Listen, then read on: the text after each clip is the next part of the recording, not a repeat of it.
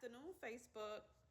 So I'm back today to do something a little bit different. It's not quite nursing, but it goes back into my passion of nursing, where science meets scripture. And I find it fascinating because I'm still like a big nerd for science, because just like discovering and walking with God is endless, and there's so much things to learn, and there's still things that we're discovering to this day in the world of science. And if you're a believer like me, and just in the world of just walking with God and discovering more about him and who he is. So, um working in the ICU setting where I currently am working now.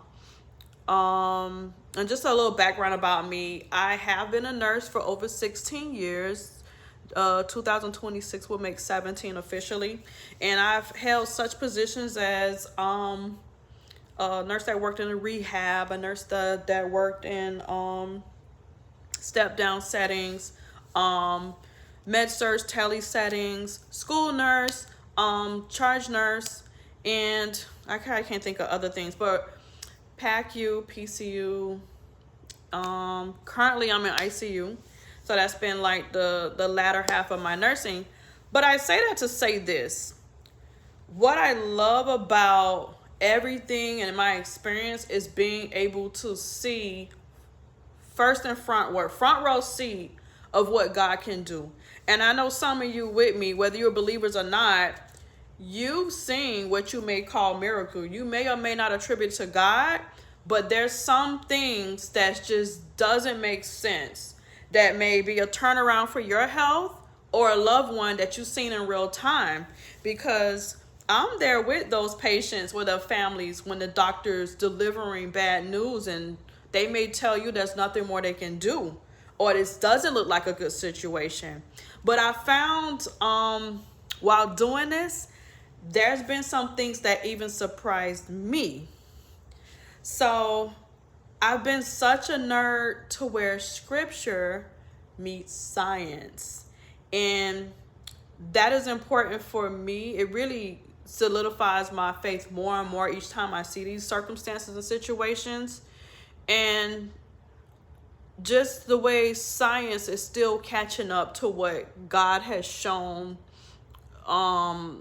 us beforehand, but we probably didn't recognize what it was, why it was. So I want to begin with this article I discovered, and I found it on Google Scholar. It is written by Christian Sakara Gideon, and I hope I'm pronouncing it. It's Koate, Kote and Baribafe. I don't really know one out because I want everybody to get their credit.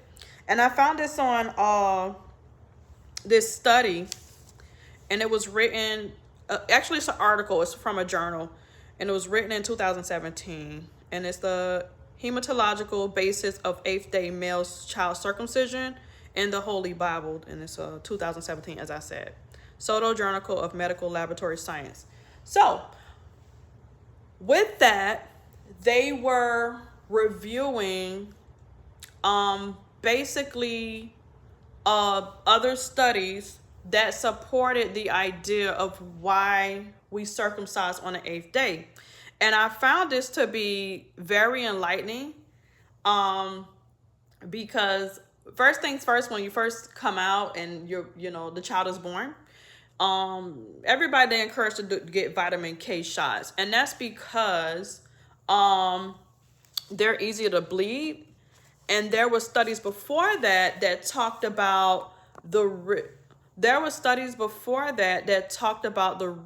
of hemorrhagic bleeding in the brain, and day 2 and day 3 of a child's life. So what they did was just discover ways to have the active form of vitamin K to be able to circumvent that, to prevent that. And some of you may be asking, okay, what's the big deal with vitamin K? Vitamin K is a substance, okay, obviously a vitamin, that helps prevent bleeding as far as what it does, is one of the pathways to make clots. So when you get a cut on your finger, one of the things in our body, in our system, is vitamin K, as well as other things. But vitamin K is a very important component to create clots. So you want to definitely have that well in your system when you're circumcising a baby. Not you as the person cutting, but the baby himself, right? Particularly male. So what this study does is kind of bridge between those gaps of understanding the importance of vitamin K, and it also supports circumcising a male on the 8th day. And I went down a whole rabbit hole of this, and then with vitamin K and everything aside from this journal. But I want to first start by reading to you Genesis 17. And their study quotes verse 12, but I'm going to start from verse 10. Okay, if you want to follow along with me, this is Genesis 17. I'm starting from 10 to 12. Also, I want to give a disclaimer. This video is not to say you're a bad person or you're going to hell if you don't get circumcised. There is, when you go over to the New Testament after the crucifixion of Christ, that's not something that's like required, okay? But I want to stay on topic, and I just want to talk about male circumcision on the 8th day. So here we go. And forgive me if I look down, I took some notes. So Genesis 17, verse 10 through 12. Verse 10 starts by saying, "This is my covenant which you shall keep between me and you and your descendants after you." He's talking to Abraham, by the way. "Every male child among you shall be circumcised in the flesh of your foreskins." Verse 11. "And it shall be a sign of the covenant between me and you." Last verse, verse 12 says, "He who is 8 days old among you shall be circumcised, every male child in your generations, and who is born of your house and brought with money from any foreign who is not of your descendants." So everybody in their household, including the ones born to you and your spouse, anyone working for you, obviously bought with money means slaves. I'm not even going to skip over that, but stand on topic here. This was a covenant between God and Abraham and his descendants. So that's where that practice started from. And so the study goes over something I found quite interesting. It stated that the highest amount of vitamin K, remember what vitamin K is, a clotting factor, is, drum roll please, on the 8th day. They state that on the 8th day is the highest amount of vitamin K in a male. So I thought that was really interesting. I'll be curious to hear of your experiences as well. I know the Jewish community, they pretty much follow this ceremonically on the 8th day. And so I'm definitely curious to hearing from them. So that's where I am with that. Not written in stone. I always like to back it up with other studies as I was taught in nursing school. But I really wanted to bring that to you guys' attention. I also want to move forward with this channel with bridging the scriptures and science.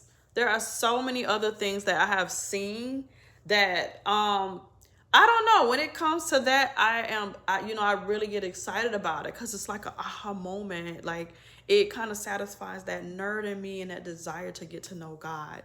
So curious to hear what you think. I'm on the track to also going down a rabbit hole of why are babies born with blood that doesn't clot easily, because everything in God's design is perfect when it comes to the human body of what it was supposed to be before the fall. And if you're not familiar what I mean before the fall, before Adam and Eve. So when babies are born able to have a more looser blood content, should we say, not able to clot as easy as us. Maybe I'm looking at it wrong. Why is that? And I kind of can look back and kind of look at, for example, the birthing process of, if anyone has been able to or blessed to see the birth of a child or experience that, it's a lot of quote unquote trauma they have to go through to get through that tight space. So I imagine if we were able to clot easy, you would have clots different places. The head can expand, a bit to get through the canal. Like, do you want that clotting off so easy? So it's not an accident. I also question what would make, back then, and it was like the 1800s, they kind of discovered this hemorrhagic bleeding in the baby's brain. What caused that back then? Was it health, diet, just other stressors, environmental, or things like that caused it? And the other thing that I do ponder about is, do you want the situation of having too much vitamin K to begin with? Would that disrupt the flow of blood and nutrients through the umbilical cord to the baby that's much needed? An umbilical cord that gets tossed and turned and squeezed against the baby. Do we want that type of reaction going on in there? So I look at and stand from the standpoint of healthy female, healthy baby. God's design for our bodies to naturally do these things. Is that the reason why he designed it that way? So I'm always a person of why. And I hope to bring you more. You guys have a good day. You take care. Bye-bye.